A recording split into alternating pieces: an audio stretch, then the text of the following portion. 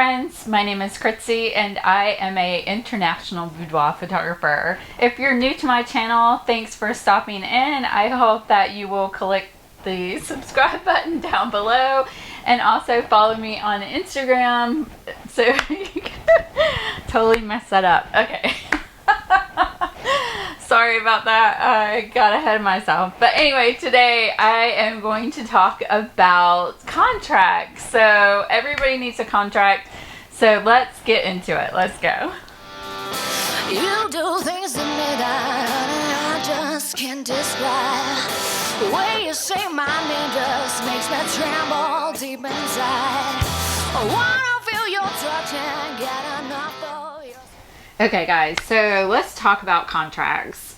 Everybody needs a solid contract, and the reason why is it protects not only you but also your client. So you're going to have things in there that will just outline all the details of the day of the shoot. It's going to outline how they receive their products. It's just going to have all these great little things in it.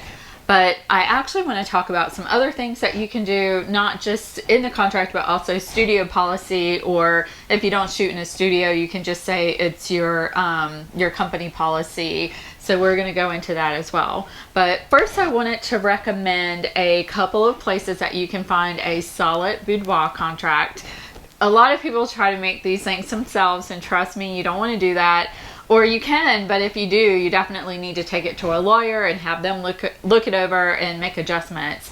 But instead of paying money for a lawyer and working and doing all this yourself, you can just as easily go and buy contracts that are already made and have lots of great details in them that are specifically made for boudoir. One of them you can buy from the Do More photographers. They are super experienced. They have this down, guys, so definitely go check out what they're offering. I'll have a link down below. And also another one is by the Lawtog.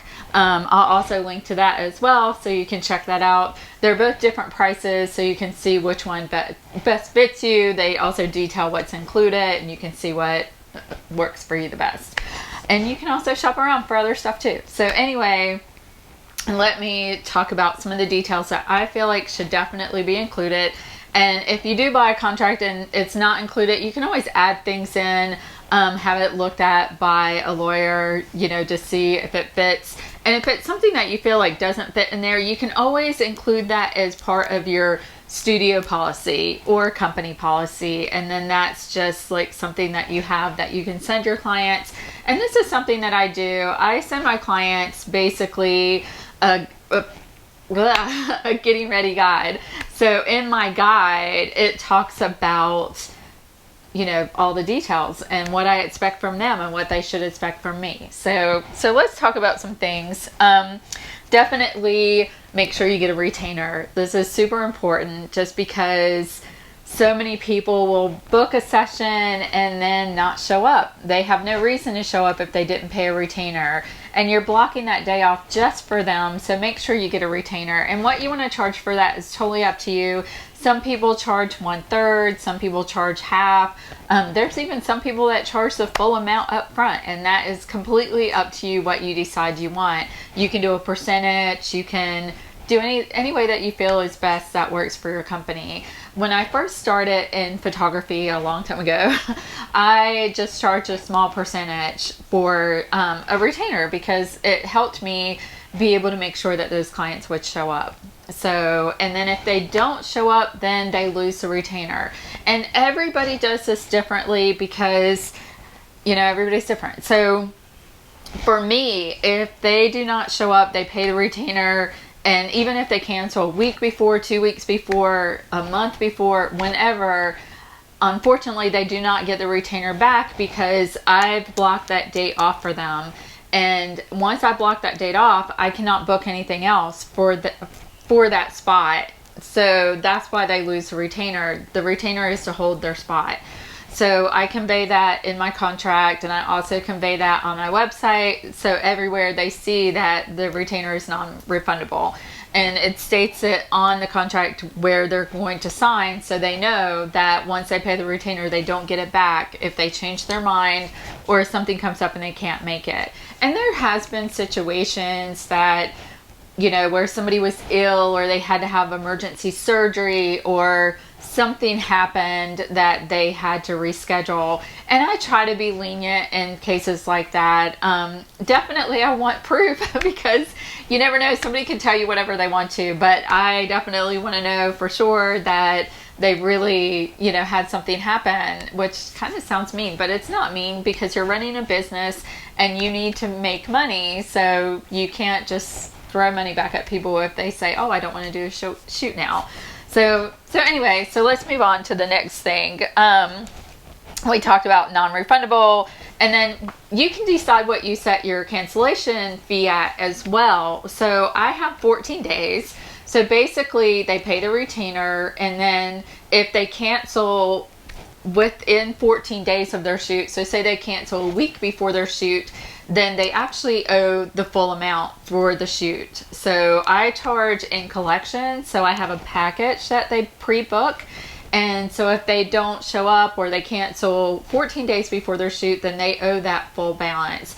And again, I do it based on, what's going on with the client. Why are they rescheduling? Why are they canceling? So you can play that part by ear, but you definitely should have something in place, that some kind of cancellation fee. It doesn't have to be the full amount, but it should be something. And the reason why I do this is it just makes people more serious about doing a shoot.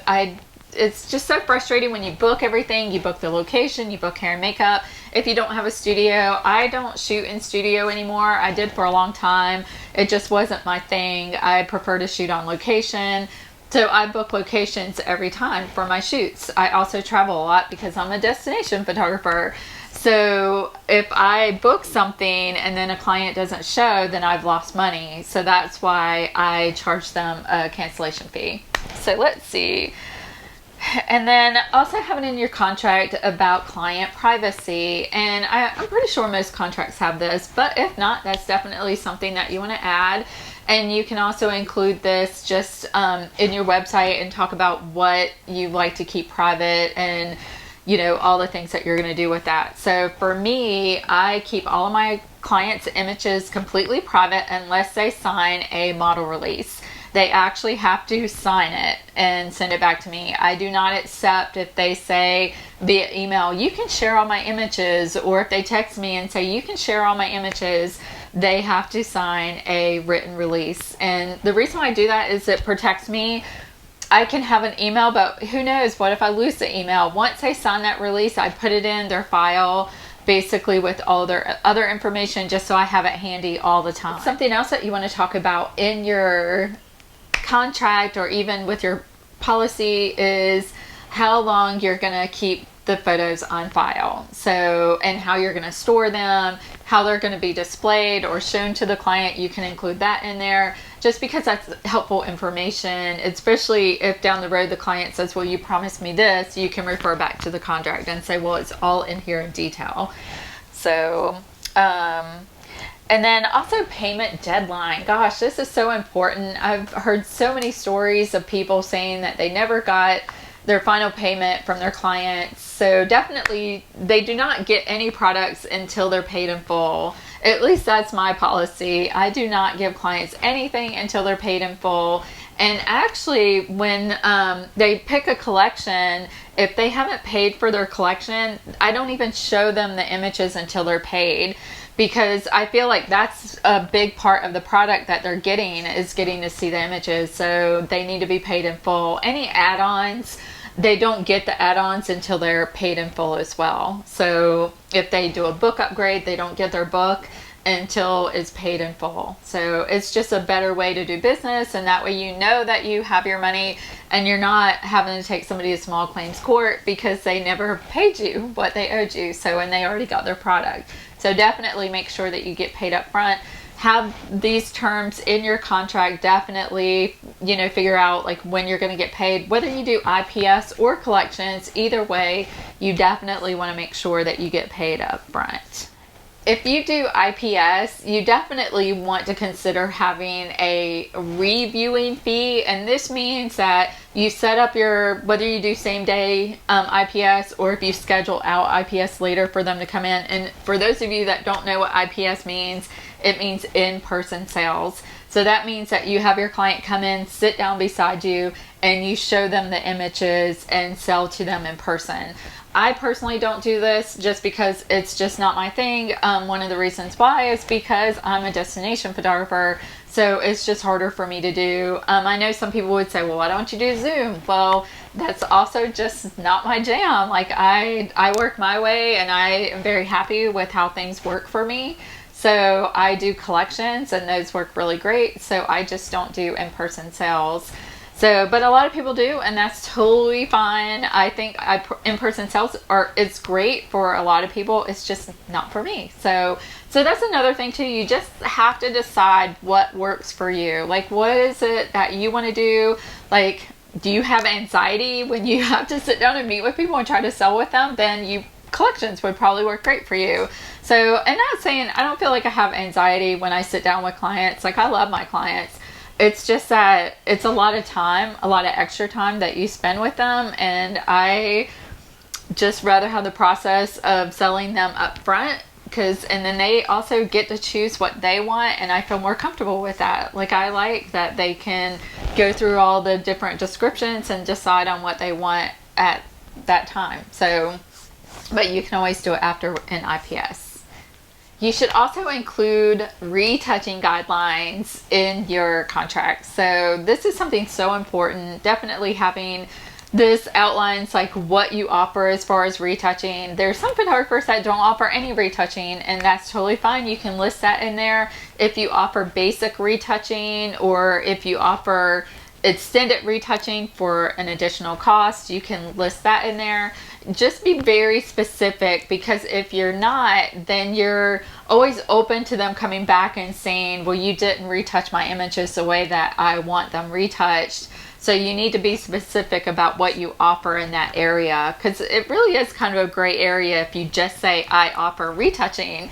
You should be a little more specific, whether that's basic retouching with just skin blemishes and really write that out, or if you offer extended retouching, which would be like liposuction, making people skinny, whatever, or making them curvier, or whatever it is. So definitely outline this. And also include about digital delivery. So if you're giving your clients digital copies, whether that's with a collection, or if you just shoot and give them, that's all they get, definitely make sure that you have some kind of clause included in your contract about digital delivery, that once they get the link for the digital delivery, then that's it. They've received their product, because you don't want people to come back and say, oh, well, I got the 30 images, but there's 5 images that I don't like. I want to switch them out for 5 other images. Then you're technically giving them 5 more free images. So be very specific about, once you approve these images and you download them, then that's it. So basically what I do is I send them a gallery that has a copyright on it, and I ask them to approve those images before I actually send them the download code. So that way they can't download them until they approve them. And then once they approve them, I take the watermark off, and then I send them a code, and then they can download them. So it's just something that it makes it easier, so you don't feel like you're getting taken advantage of if someone comes back and says, well, I don't like this photo now, or that's not one of the photos I picked. I've had that happen to me before, where they said, there were like 5 or 6 images that they didn't even choose that they thought I chose, and which isn't true, because they have to actually give me the photo numbers. So I don't know, but definitely make sure that you just have all your bases covered with your digital download, that you're giving them what they want, but then having them approve it before you actually send them the download link. So all this also goes to basically model releases as well. So if you do have a model release in your contract somehow, like I used to a long time ago, but actually I took it out, and now I just have a separate, I call it a permission slip. So I send that to clients after they've seen their images, and some people do this in person when they do IPS. So I just email it to them, and I say, now that you've seen your images, I'd love to know if I can share them on my social and in my portfolio. So this is something great to do, because That way they've already seen the images, or once you've done the reveal and then you let them decide on the spot. Some photographers even will go through the images with them and let them check off which ones they're allowed to use in their portfolio. For me, I just have a permission slip that says, may I use all of your images for my portfolio, or may I use non-identifying photos in my portfolio, or no images at all. And probably about half of my clients say no images at all, and I'm totally fine with that. That's something that's going to happen, and you just have to respect that, because there's so many people that have jobs that they can't have these images floating around. And I know you're probably thinking, well, what about images that don't show their face? And some people just want to keep their images private. These are very intimate photos, and if that's what they want, you really have to respect that and never use those images.